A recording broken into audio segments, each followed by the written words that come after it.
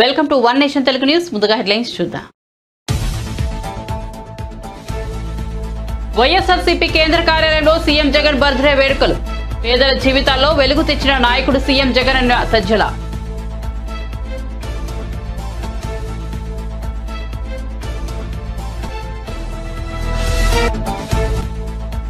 త్వరలో అమరావతి, తిరుపతిలో సభలు నిర్వహించి ఉమ్మడి మేనిఫెస్టో ప్రకటిస్తామన్న చంద్రబాబు. జనసేనతో పొత్తును ముందుకు తీసుకెళ్తామని వ్యాఖ్యలు.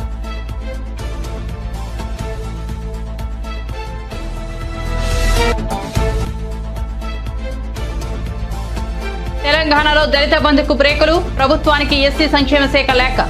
ఇప్పటికే యూనిట్లు మంజూరైన వారి విషయంలోనూ స్పష్టత కోరిన వైనం.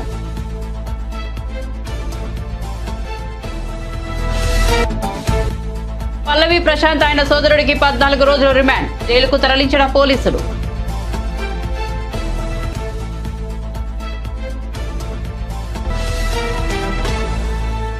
ఇక వార్త వివరాల్లోకి వెళ్తే వైఎస్ఆర్సీపీ కేంద్ర కార్యాలయంలో ముఖ్యమంత్రి వైఎస్ జగన్మోహన్ రెడ్డి జన్మదిన వేడుకలు ఘనంగా నిర్వహించారు. ఈ కార్యక్రమంలో పార్టీ రాష్ట్ర ప్రధాన కార్యదర్శి సజ్జల రామకృష్ణారెడ్డి, మంత్రి మేరుగ నాగార్జున, ఎమ్మెల్సీలు లేళ్ల అప్పిరెడ్డి, కల్పా లలితారెడ్డి, ఎంపీ నందిగాం సురేష్, పలు కార్పొరేషన్ల చైర్మన్లు, డైరెక్టర్లు హాజరయ్యారు. ఈ సందర్భంగా సజ్జల రామకృష్ణారెడ్డి మాట్లాడుతూ సామాజిక న్యాయం అమలు చేసిన ఘనత జగన్దేనన్నారు. ఇచ్చిన హామీలు నెరవేర్చి పేదల జీవితాల్లో వెలుగు తెచ్చిన నాయకుడు జగన్ అని పేర్కొన్నారు.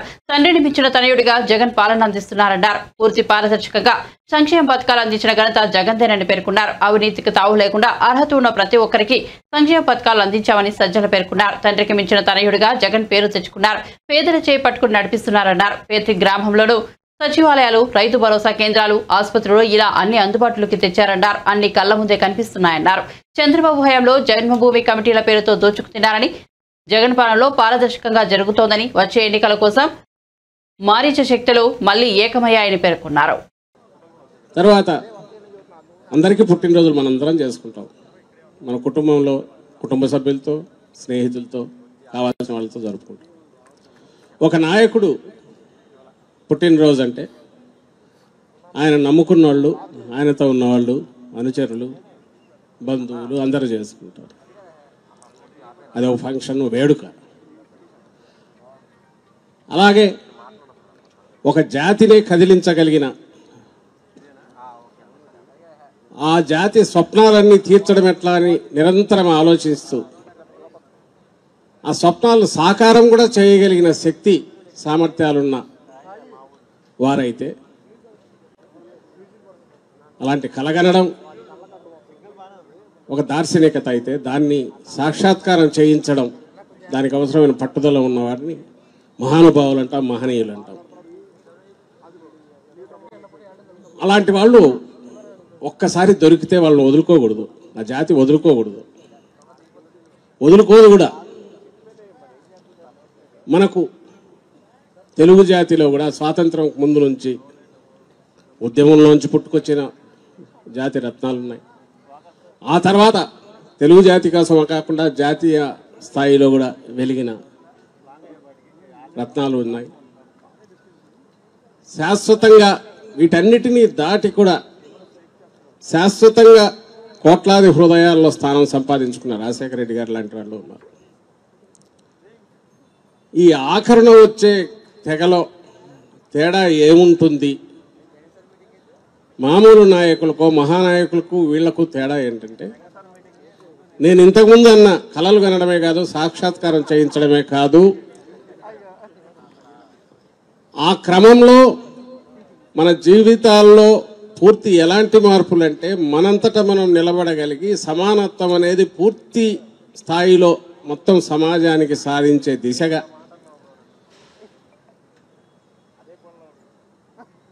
ఒక రాష్ట్రాన్ని నడిపించగలగడం అనేది, అది అందులో ఒక వ్యక్తి ఎలా సాధ్యం అని అనుకుంటే ఇదిగో ఇలా సాధ్యం అని సమాధానం చెప్పగలిగిన దాంట్లో మనకు 5 ఏళ్ల పాటే పాలించిన రాజశేఖర రెడ్డి గారు ఉన్నారు. ఇప్పుడు 5 ఏళ్ల పాలన పూర్తి చేసుకుని మరో 5 ఏళ్ల కోసం ప్రజల ఆశీస్సుల కోసం అడుగు ముందుకేస్తున్న జగన్మోహన్ రెడ్డి గారు ఉన్నారు. ఇద్దరు తండ్రి కొడుకులు కావడం ఒక విశేషమైతే తండ్రిని మించిన తనయుడిగా ఈయన ఈరోజు మన కళ్ళ ముందు ఇక్కడ ఉండడం అనేది మరో అద్భుతం. బహుశా పైన రాజశేఖర రెడ్డి గారు కూడా అంతకంటే ఏ తండ్రికైనా ఏమి గర్వకారణం ఉంటుంది, ఏముండదు. తాను ఏదైతే వదిలేశారో దురదృష్టవశాత్తు మధ్యలో తను ఏ యజ్ఞం అయితే మొదలు పెట్టారో దాన్ని పూర్తి స్థాయిలో ఈరోజు ఒక రంగుల కళను నిజం చేసి సమాజం ముందు మొత్తం ఆవిష్కరింపజేసి రాష్ట్రంలోని 4 కోట్ల మంది దాన్ని అనుభవించేలాగా. టీడీపీ యువగలం నవశకం సభలో చంద్రబాబు నాయుడు ప్రసంగించారు. వచ్చేది కురుక్షేత్ర యుద్ధమని, అందులో వైసీపీ ఓటమి పాలవడం ఖాయమని అన్నారు. త్వరలో ఉమ్మడి మేనిఫెస్టో తయారు చేస్తామని తెలిపారు. రానున్న రోజుల్లో అమరావతి, తిరుపతిలో నిర్వహిస్తామని, సభలు నిర్వహించి అమరావతి లేదా తిరుపతి సభలో మేనిఫెస్టోను ప్రకటిస్తామని చంద్రబాబు వెల్లడించారు. టీడీపీ జనసేన పొత్తులు ముందుకు తీసుకెళ్తామని, భవిష్యత్ కార్యాచరణపై అధ్యయనం చేస్తామని చెప్పారు. మీరొక అడుగు ముందుకు వేయండి, మేము 100 అడుగులు ముందుకు వేస్తామని, మీరొక త్యాగం చేయండి, మేము 100 త్యాగాలు చేసి ఈ రాష్ట్రాన్ని పైకి తీసుకోవడానికి ప్రయత్నిస్తామని చంద్రబాబు ప్రజలకు పిలుపునిచ్చారు. అలా కాకుండా మీరు చేసుకోండి మాకేంటి సంబంధం అనుకుంటే రాష్ట్రం నష్టపోతుందని, భావితరాలు నష్టపోతాయని స్పష్టం చేశారు. ఏపీ వైసీపీ విముక్త రాష్ట్రం కావాలి. జగన్ చేసిన పాపాలు రాష్ట్రాన్ని శాపంలో చుట్టుకున్నాయి. వైసీపీకి ఒక్క ఓటు వేసినా రాష్ట్రానికి శాపంలా మారుతుందన్నారు. జగన్ రాజకీయాలకు ఏమాత్రం పనికిరాని వ్యక్తి అని పేర్కొన్నారు. రాష్ట్రంలో ఓట్లు దొంగలు పడ్డారని, టీడీపీ జనసేన సానుభూతి పరుల ఓట్లు తొలగిస్తున్నారన్నారు. ఓట్లు ఉన్నాయో లేదో ప్రజలు పరిశీలించుకోవాలని చంద్రబాబు పేర్కొన్నారు. రాయించుకుంటే ఇది తప్పని అడిగితే రక్షించే నాదుడే లేడు. ఇప్పుడు కూడా నేను చూస్తున్న పోలీసులు వాళ్ళు కావాలని చేయడం లేదు. వాళ్ళ మెడ మీద కత్తి పెట్టి చేయకపోతే మిమ్మల్ని ట్రాన్స్ఫర్ చేస్తాం, విఆర్ఎస్ లో పెడతాం, ఏసీబీలో పంపిస్తామంటే భయపడిపోయి తప్పుడు కేసులు పెట్టి ఈరోజు అందరినీ వేధించే పరిస్థితికి వచ్చారు. ఈ మధ్య కాలంలో కొంతమంది నన్ను కలిశారు, కలిసి బాధపడుతున్నారు, ఏడుస్తున్నారు.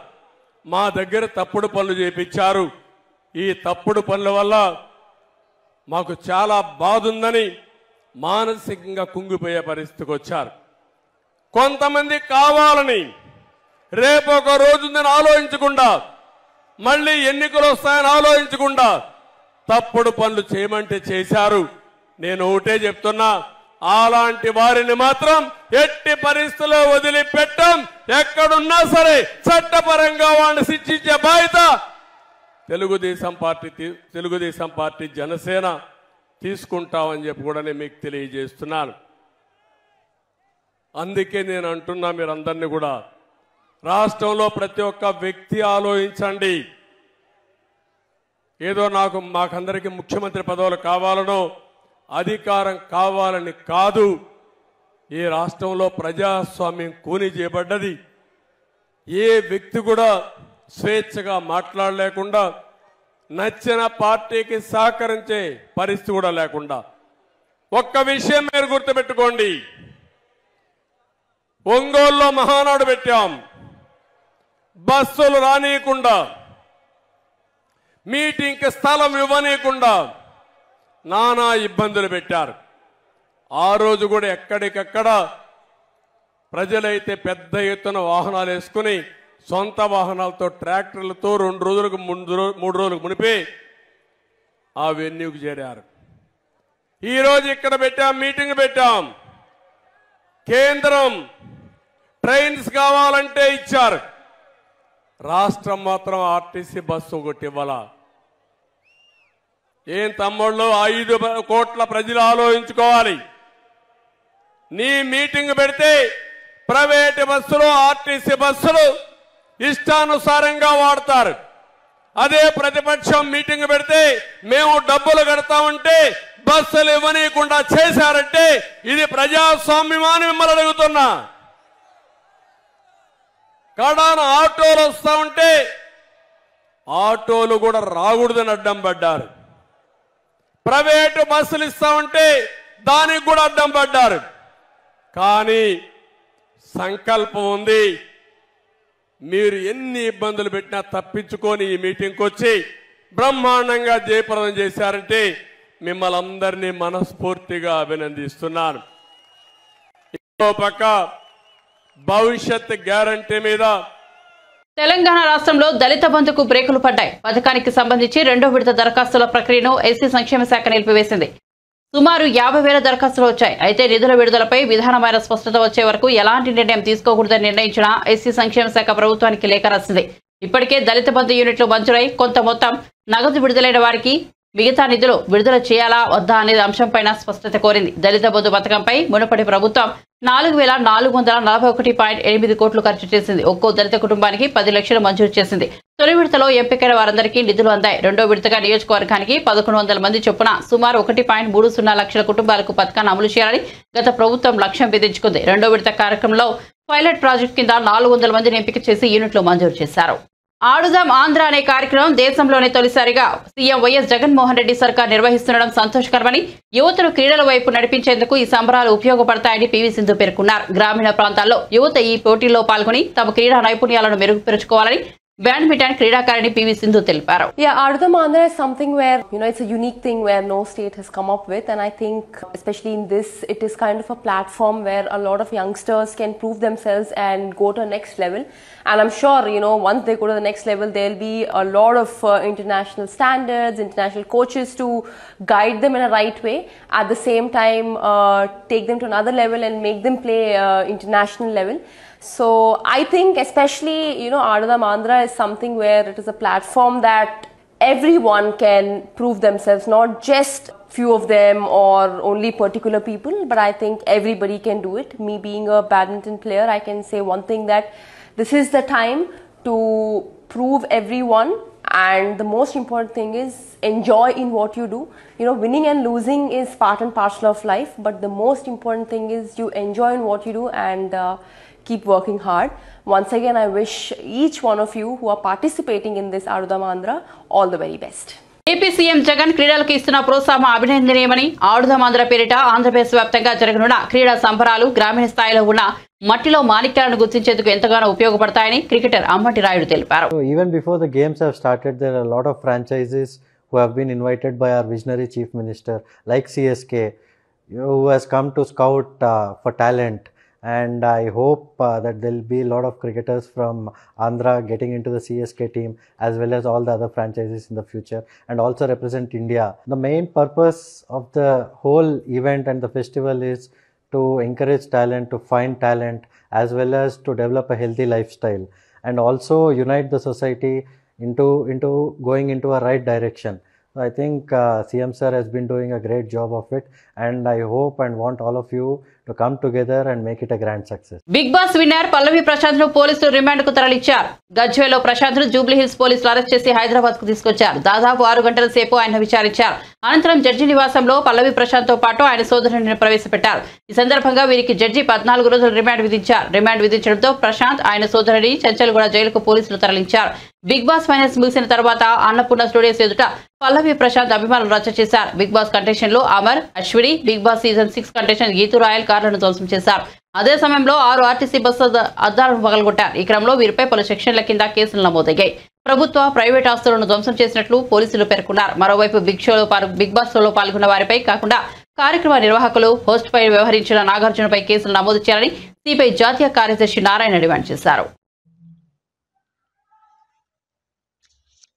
ఈ నెల 17వ తేదీ రోజు రాత్రి మన రోడ్ నెంబర్ 5 జూబ్లీస్లో ఉన్న అన్నపూర్ణ స్టూడియోలో Bigg Boss grand final event జరగడం జరిగింది. ఆ ఈవెంట్లో ఈ పల్లవి ప్రశాంత్ విజేతగా ప్రకటించడం జరిగింది. ఆ సందర్భంగా మనకి ఆ రోడ్స్ మీద రోడ్ నెంబర్ 5లో చాలా పెద్ద ఎత్తున మాబ్ జమయ్యారు.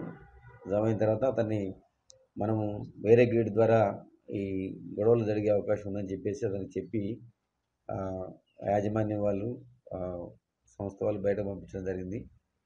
అతను చెప్పినా మళ్ళీ వినకుండా మళ్ళీ ఆ రోడ్ నెంబర్ 5కి రాత్రి మళ్ళీ తిరిగి రావడం జరిగింది. అప్పుడు పోలీసులు మేము ప్రత్యేకంగా అతనికి చెప్పడం జరిగింది, అతని వెహికల్లో అట్లా వెళ్ళొద్దని చెప్పినాం, ఎందుకంటే ఏదైనా సంఘటన జరిగే అవకాశం ఉందని గట్టిగా చెప్పడం జరిగింది. కానీ అతను వినకుండా అన్లాఫుల్ అసెంబ్లీ అంటే పెద్ద ఎత్తున అక్కడ వాళ్ళందరితోటి అతని ప్రొఫెషనల్ లెక్క తీయడం జరిగింది రోడ్ నెంబర్ 5 జూబ్లీస్లో. అప్పుడు అతనితో పాటు ఉన్న వాళ్ళు వాళ్ళందరూ కూడా అక్కడ ఉన్న ఒక 2 పోలీస్ వెహికల్స్ డ్యామేజ్ చేయడం జరిగింది, బందోబస్తుకు వచ్చిన వెహికల్స్. ఆ సందర్భంగా మేము crime number 780/2023 under section 147, 148, 290, 353, 427 read with 149 IPC section 3 of PDP act, 119/179 of MB act of case జూబ్లీస్లో కేసు సోమటలో కేసు నమోదు చేయడం జరిగింది. చేసి ఆ క్రైమ్లో మనం తేదీ 19వ తారీఖు రోజు అందులో ఉన్నటువంటి నేరస్తులైనటువంటి సాయి కిరణ్, అదేవిధంగా అంకిరావుపల్లి రాజు, అంటే ఈ వెహికల్స్ వాహనాలు ఉన్నటువంటి డ్రైవర్స్ అరెస్ట్ చేయడం జరిగింది.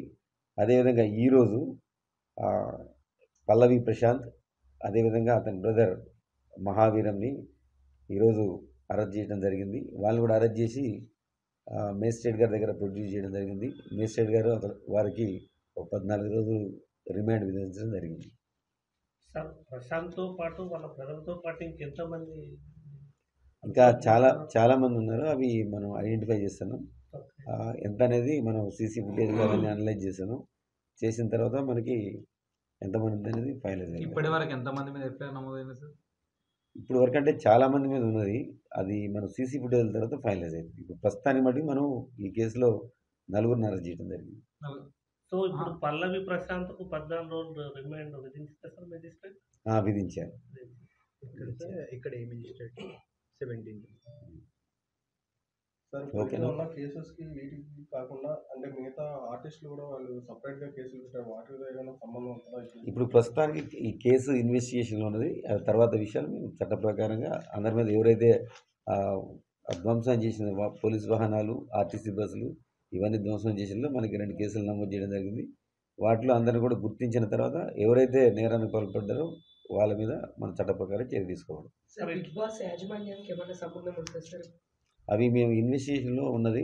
అవి ఇన్వెస్టిగేషన్ తర్వాత మళ్ళీ అవి వివరాలు చెప్తాం. సార్, ఇట్లాంటి ఈవెంట్స్ జరిగినప్పుడు ఆడియన్స్కు మీరు ఎట్లా చెప్తారు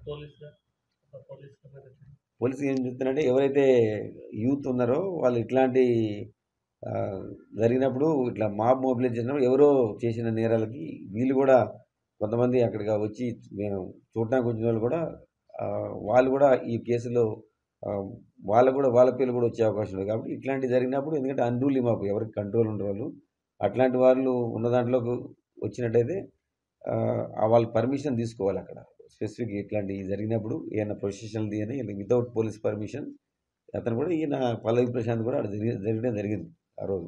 అందుకని అందులో ఉన్నోళ్ళు వేరే చూడటానికి వచ్చిన వాళ్ళు కూడా వాళ్ళు ఎవరైనా ఇన్వాల్వ్ అయినప్పుడు వీళ్ళ పేర్లు కూడా వచ్చే అవకాశం ఉంటుంది. కాబట్టి ఇట్లాంటి ఈవెంట్స్ బయట జరిగినప్పుడు ఎందుకంటే ఎవరి కంట్రోల్ ఉండరు మాకు, అప్పుడు వాళ్ళు కూడా నేరస్తులు అయ్యే అవకాశం ఉంటుంది. కాబట్టి గమనించి ఎవరు కూడా ఇట్లాంటివి జరిగినప్పుడు అక్కడ జమ కాకూడదని మరి విజ్ఞప్తి పిలుస్తారు.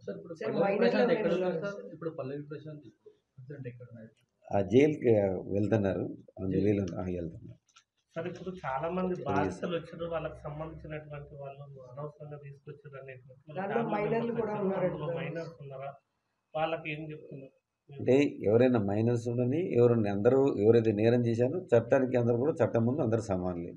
అందుకని చట్ట ప్రకారం వాళ్ళ మీద చర్య తీసుకోవాలి. ఇంతే కుటుంబ సభ్యులు కలిసే అవకాశం ఉంది. వాళ్ళు చట్టప్రకారం జైలు పోయి తీసుకొని పాస్ తీసుకొని వాళ్ళు కలవచ్చు. దానికి ఎందుకంటే వాళ్ళందరికీ కూడా చట్ట ప్రకారం హక్కు తెలుసుకోవచ్చు. కరోనా కొత్త వేరియంట్ JN1 కేసులు పెరుగుతున్నాయి. ఈ కొత్త వేరియంట్ వల్ల అప్రమత్తంగా ఉండాలని అధికారులు సూచిస్తున్నారు. తెలంగాణ సహా దేశీయంగా JN1 వేరియంట్ కేసులు పెరుగుతున్నాయి. బుధవారం తెలంగాణలో మరో 6 పాజిటివ్ కేసులు నమోదైనట్టు వైద్య శాఖ తాజా బులెటిన్లో తెలిపింది. వైద్య శాఖ వివరాల మేరకు కరోనా కొత్త వేరియంట్ కేసులు పెరుగుతున్నాయి. ఒక్కరోజే తెలంగాణలో 6 పాజిటివ్ కేసులు నమోదయ్యాయి. రాష్ట్రంలో ప్రస్తుతం చికిత్స పొందుతున్న వారి సంఖ్య 14కు చేరుకుంది. కొత్తగా నమోదైన కేసులని హైదరాబాద్లోనే ఉన్నాయి. ఈ నేపథ్యంలో ప్రజలు అప్రమత్తంగా ఉండాలి వైద్యులు, అధికారులు సూచిస్తున్నారు. తెలంగాణలో 6 కొత్త కేసులు నమోదు కాగా ఒకరు రికవరీ అయ్యారు. రికవరీ రేటు 99.51% ఉందని వైద్య శాఖ వెల్లడించింది. ఏపీలో మరో 3 నెలల్లో ఎన్నికలు రానుండగా ప్రధాన పార్టీలు సన్నాహాలు ముమ్మరం చేశాయి. అధికార పక్షం వైసీపీ ఈసారి చాలా నియోజకవర్గాల్లో ఇన్ఛార్జీలను మార్చేందుకు కసరత్తులు చేస్తోంది.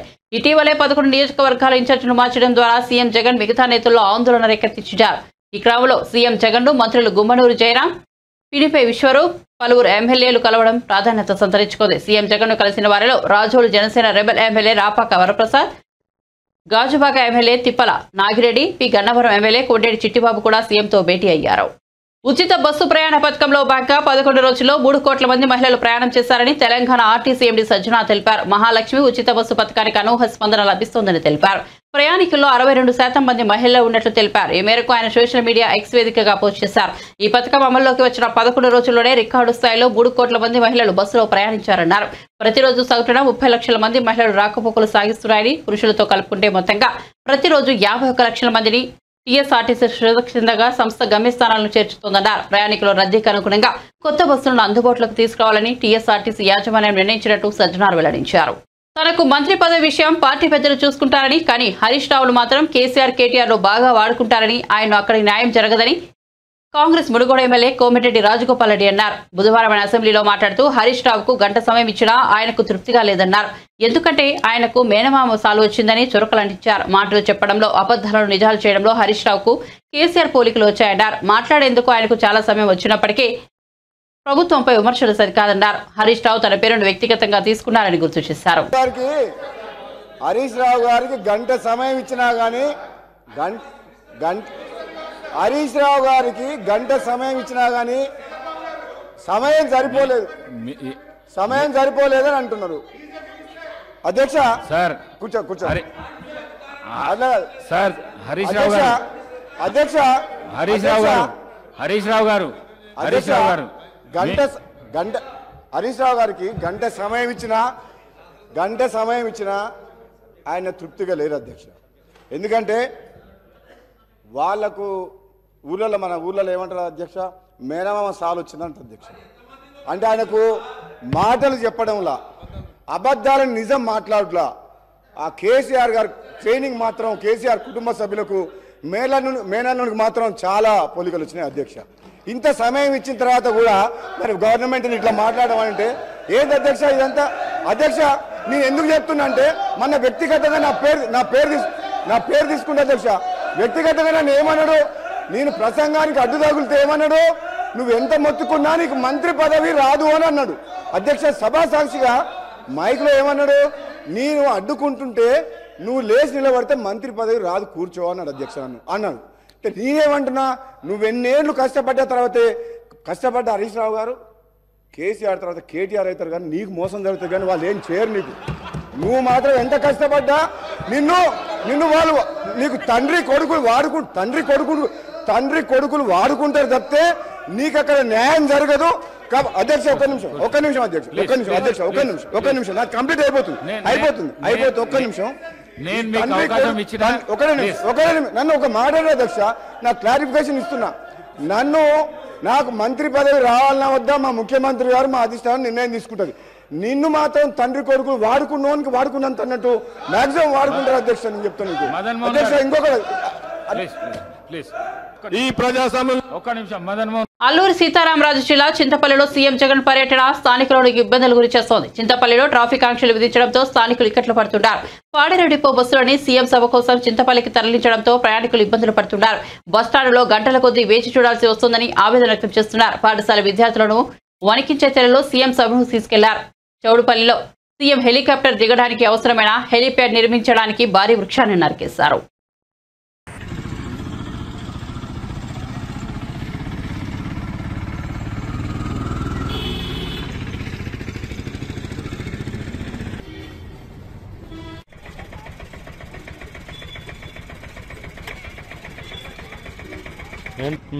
బస్సు రాలేదని బయటకు వెళ్తున్నాం. ఇంకా బస్సు వెయిట్ చేస్తున్నాం. బస్సు రాలేదు. ఎప్పటి నుంచి వెయిట్ చేస్తున్నారు? జస్ట్ ఒక 15 minutes. బస్సు రాలేదు సార్. మేము ఇప్పుడు పాడే నుంచి వైజాగ్ వెళ్ళాలి సార్. వైజాగ్ పని మీద వెళ్తున్నాం. వైజాగ్ వెళ్ళాలంటే బస్సులు లేదు సార్. బస్సులు లేక చాలా ఇబ్బంది పడుతున్నాం ప్రయాణికులు, ఉద్యోగస్తులు. కానీ బస్సులన్నీ సీఎం కార్యక్రమానికి వెళ్ళిపోవడం వల్ల కొంచెం ఇబ్బందిగా ఉంది సార్. అంటే అర్జెంట్ ఉన్న వాళ్ళకి చాలా ఇబ్బందిగా ఉంది. మిగిలినవన్నీ కార్యక్రమానికి వెళ్తాయి కాబట్టి ఇబ్బంది పడుతున్నారు సార్ ప్రజలు. 6:30కు ఫస్ట్ బస్ వెళ్ళిపోయిందండి అరకు. అప్పటి నుంచి అరకు రూట్ అసలు బస్సులే లేదు. జీపులు ఆటోల మీద వెళ్తున్నారు. అంటే ఇబ్బంది ఉందా? ఇబ్బంది ఇప్పుడు మా ఉపాధ్యాయులకు ఇబ్బంది. ఉపాధ్యాయులు మెడికల్ వాళ్ళు అందరూ వెళ్ళాలి. వీళ్ళందరూ పాడరన్నాక అందరూ ఇక్కడే ఉంటారు కాబట్టి ఆటోమేటిక్గా బస్సులు ఉండే ఆటోమేటిక్ చేరిపోతాం. బస్ కోసం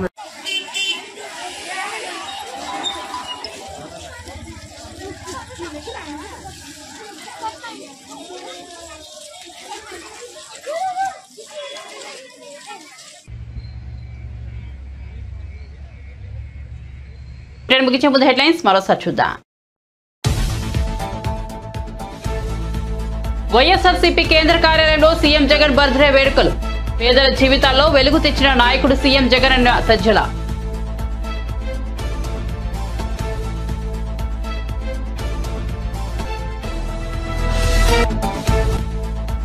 త్వరలో అమరావతి, తిరుపతిలో సభలు నిర్వహించి ఉమ్మడి మేనిఫెస్టో ప్రకటిస్తామన్న చంద్రబాబు. జనసేనతో పొత్తును ముందుకు తీసుకెళ్తామని వ్యాఖ్యలు.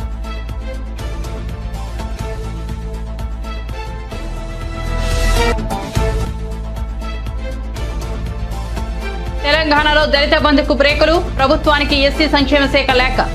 ఇప్పటికే యూనిట్లు మంజూరైన వారి విషయంలోనూ స్పష్టత కోరిన వైనం.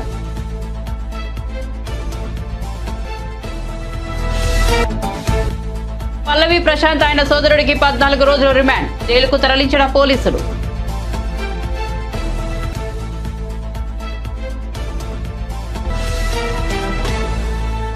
మరిన్ని అప్డేట్స్ కోసం చూస్తూనే ఉండండి వన్ నేషన్ తెలుగు న్యూస్.